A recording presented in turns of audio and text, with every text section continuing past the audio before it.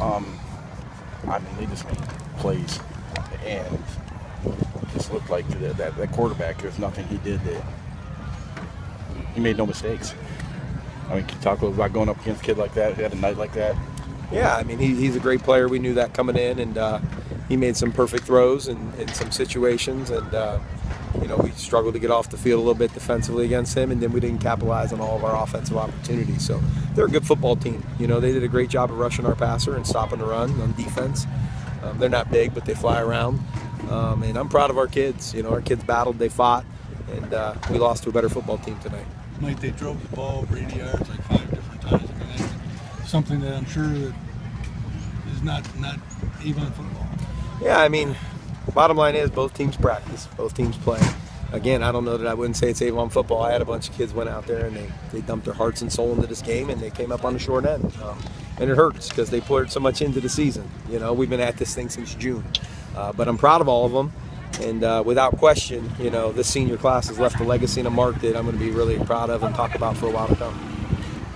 Expand on that senior class, seen so many wins, so many big wins. Obviously, a rough tonight, but a senior class that, like you said, can lead as an example for future classes. Yeah, it's hard to be an Avon football player. Let's be honest. I mean, our expectations are pretty darn high.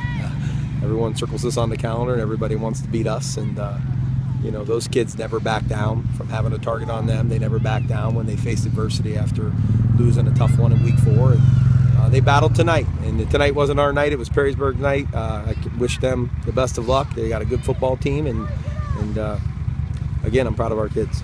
I mean, there were a lot of momentum swings. Can you talk about the momentum swing when you guys get down there, the fourth and 7, couldn't get it in the end zone, and then they hit the big play? Well, in a game like tonight, you kind of got a sense, right? I mean, that you needed to score with them the way it was going, and doggone it, we had our chances, and we came up short a couple times. And so, Perrysburg played a flawless game with regards to losing a turnover, and in the game before, I watched them put it on the ground 4 or 5 times. We had an interception bounce off our chest down here. We had a fumble that bounced around twice that we didn't jump on. So I always say you got to be lucky and good, and we're good. We just weren't very lucky tonight, and they got the win, and they played hard and they were better than us tonight. Can you talk about the breakdowns on the big pass plays?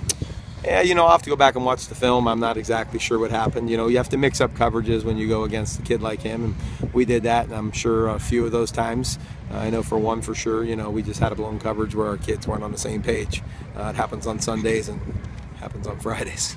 So you kind of get the feel that those 3 turnovers that didn't quite happen, could those have really just kind of changed the momentum of the game for you guys? No question. When I say they got to be lucky and good, trust me, we've been in the playoffs a lot of times in a row. I think this is our 7th year, and to win in the playoffs is really hard. You can never take it for granted because everybody's good. And tonight we needed a few bounces against a good football team like them. We needed a few bounces to go our way, and we didn't get them. My last go to the 2 personal fouls that kept the drive alive on the same drive that led to a touchdown. I mean, the first one I could see. The second one I didn't understand. What did they say to you? Did they explain it? Well, you guys don't. I know you're not going to. Don't line me up to bash officiating. Right. But the second one was not a good call. Their kid took a flop.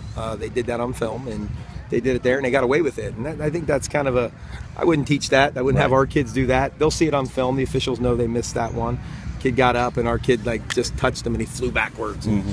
It happens. And unfortunately, a guy didn't see the whole play. That was a big play at that moment of the game, but certainly wasn't deciding of the outcome. Well, third down stop that kind of. Yeah, it was a big play.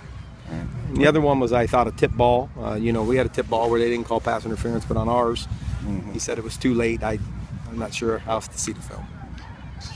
Did they do anything special to slow down Choate tonight? Or? Yeah, they're small up front and they're quick, and they did a lot of cutting with their defensive linemen, and they did some things to movement and created some confusion, and they were giving us pull reads, and I thought we made a good adjustment in the second half to run the ball better, and we actually did come out and run it better. But credit to them, they had a good defensive game plan.